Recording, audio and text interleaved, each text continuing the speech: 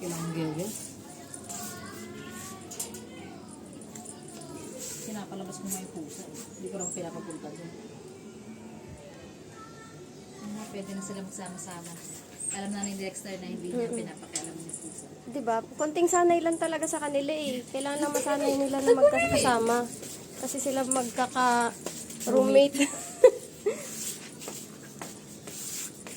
Familiar na din kasi si Maru at ang mga pusa kay Maru. Kaya ano, yan no, hindi niya naman inaano eh.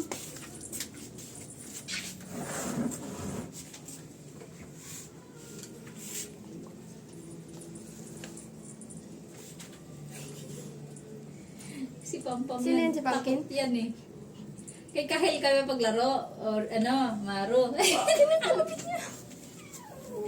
Hindi yan Pambait yan, si Maru bait yan. Alam ko na yung nilalaro ni Maru, yung mga kasing liit niya lang din.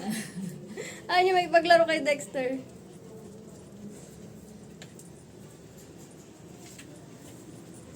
Ano ka pang kay Kahil ka pa? Kay Kahel, Maru. Maru. Kay Kahel, ikaw Kahil makapag-play, tayo. Maru. Kasi playful ito. Ito, oh, nandito si Maru, dali.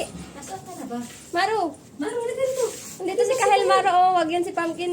Duwag yan si Pampam. Matatakotin yan eh. Duwag si Pampam. Ayun o, si Kahil o. Ayun si Kahel, oh, si Kahel. Diyan ka may pag-play. Kahil, play ka nga kay Maru. Yung poop niya, ang liit.